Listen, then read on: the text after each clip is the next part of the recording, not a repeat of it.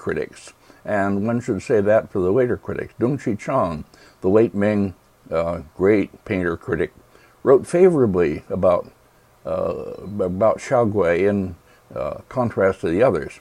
According to him, he says he followed Li Tong, but he painted in a more terse and abbreviated manner. That's true enough. And then he goes on, in making things fade away or disappear in his landscapes, he had the two me's at the tip of his brush. So what he's saying there is that he had somehow absorbed the work of Mi Fu and his son Miu Ren.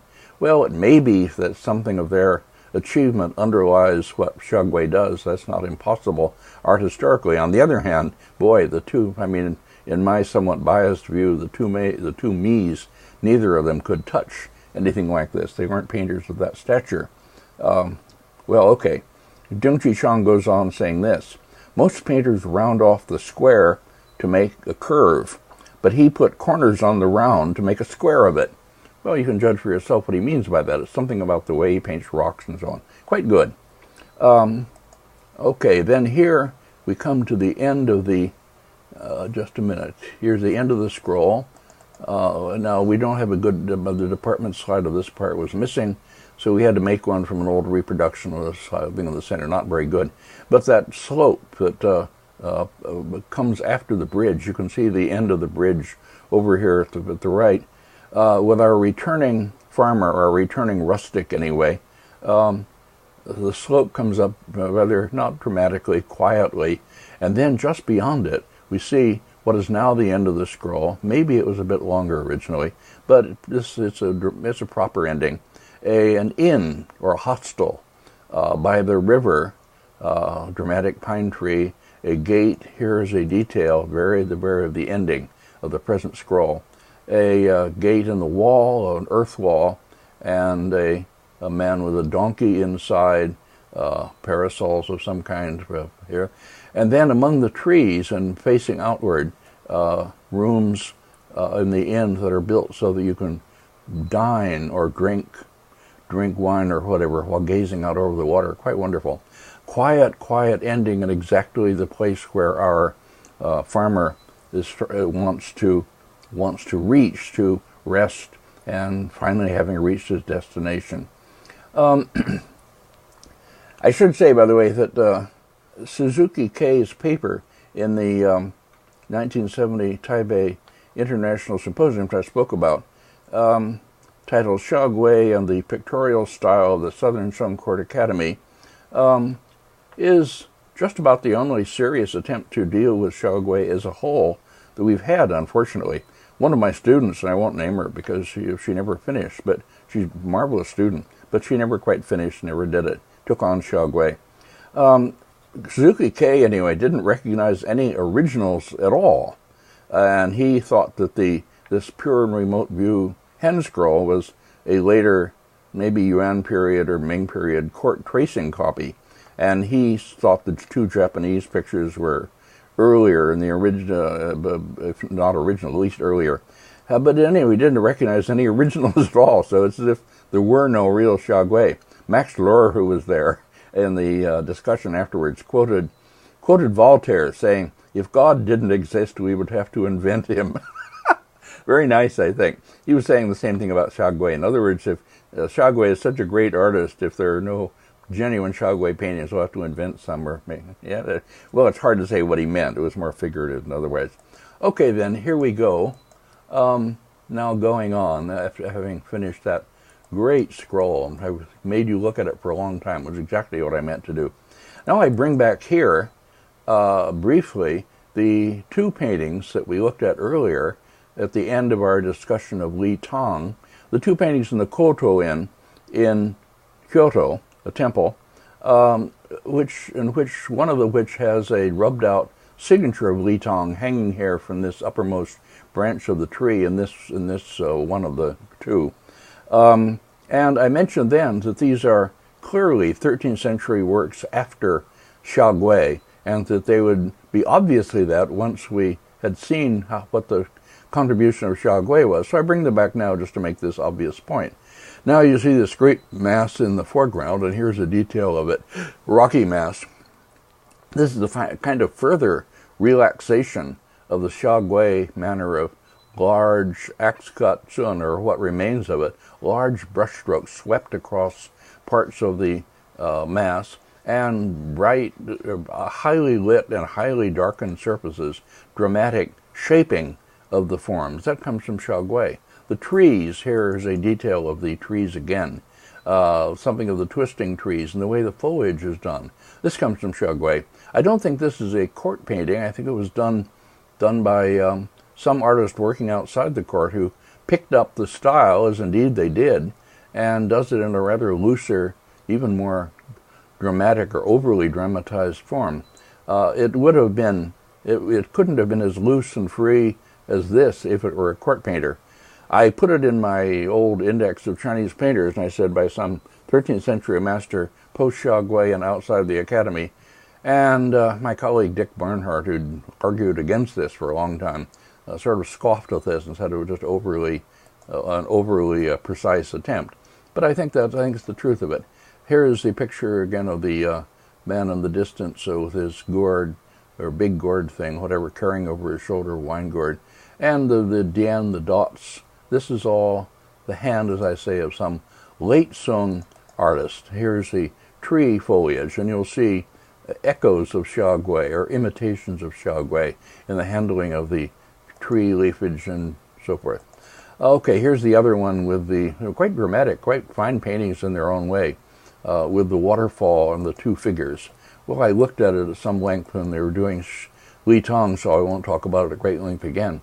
The two figures, like figures maybe in Shaogui or Feishan, and the bare tree, rather looser than Shaogui would have done it, and with more of the calligraphic brushworky in it, and broad strokes to handle them for the masses.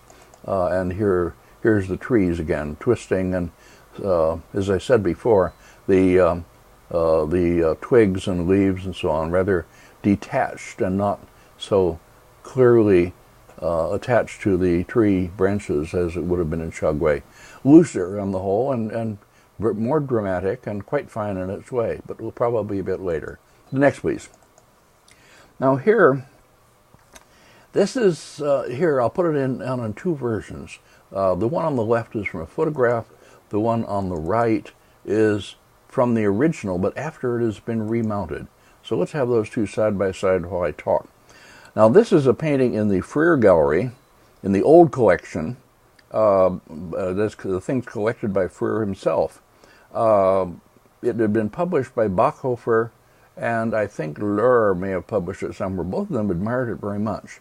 Now, according to records, this painting may have had a Shaogui signature somewhere in the upper left, up among the trees or somewhere in there, but it was lost in remounting. Unhappily, this painting went through a rather bad time. An older Freer Gallery painting mounter named Kinoshita, who kept on working in his old age when he should have retired and been replaced, did this painting, remounted it in his old age, and rather badly. Instead of using lighter silk or whatever paper to back it, and then retouching through the holes, he used a darker paper, as I remember, and so that he didn't have to retouch. He was quite old, but that darkened the whole picture and made it it was something that shouldn't have happened. Now, I had our good mounter, Sugiura, remount the painting. Well, Sugiura had all kinds of trouble taking the backing off because Kinoshita had also used a paste that was too hard. And I remember going all over Washington, D.C., trying to find a kind of digestive powder, actually it was, that would soften the paste. In other words, it would soften the flour, so to speak, whether it was in your stomach or on the painting. At any rate, Sugiura did remount it, and you see the result at the right, and it's flatter, but also something was necessarily lost in the sharpness of brushwork. So it isn't the same painting it was before, and I'm sorry for that. We did the best we could. I did what I think was the right thing, but because of the bad work of Kinoshita, it received some damage.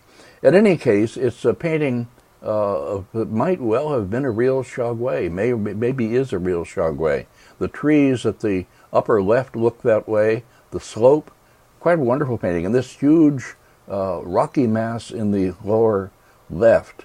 Again, a painting that has no artificiality at all, no obvious plan, complete naturalness, no human signs at all. The water flowing out of the distance over the rocks in a quite wonderful way, and then mists or fogs hiding much of the middle ground and curling around behind the ridge and so forth. Okay, here anyway is a wonderful painting. Old Freer collection, as I say. Freer bought paintings that were cheap at the time. These are things that were not valued in China, and they were sold to the foreigners because they weren't valued. Well, there we are again. Before going on to some more problematic paintings ascribed to Shaugway, let me insert here a few more that deserve to be taken seriously, I think, when some ambitious person attempts a catalogue raisonné, as it's called, a study list that is of reliable and probable works for Shaugway. This is an album leaf in the Indianapolis Art Institute that bears Shaugway's signature, and that matches fairly closely the styles of others we've seen. At worst, it's the work of a close follower. Again, it's an evening scene with a returning fisherman who has moored his boat at the end of the spit of land, and with his pole over his shoulder, he approaches a house under trees. This much is pretty familiar. A flight of birds appears above, and maybe touches of evening red in the sky. It's a lovely leaf, and one that's worth some attention. The next, please. Here's a signed leaf in the Palace Museum, Beijing, with a scholar sitting alone in his house among the bamboo and trees. The signature is very small. The painting is a bit hard, but one can imagine Shaugway, perhaps at an early stage in his career as an academy master, painting such a picture. There's a lot that looks fresh and right about it. Next, please. This one in the same collection, by contrast, representing two men in a house and a fisherman in a boat in winter, seems less acceptable. The signature is too large and showy. Shaugway signed his name unobtrusively, if at all. And the brushwork is harsher, more angular. Some of this can be excused by its being a winter scene, but not all. Okay, now I'll go on to see some paintings that maybe are not really by Shaugway, but worth attention. Here is a painting in a Japanese collection, Shimizu collection, reproduced in the Suiboku book. I have a reference there. Landscape with a man on a path with his servant approaching a thatched building by the water. Ink on silk, hanging scroll, and there is a Shaugway signature somewhere here. Now, I saw this in the original. I made details that I'll show in a minute. I was inclined to think maybe not quite Shaugway, but I could be wrong. I mean, I leave this one open.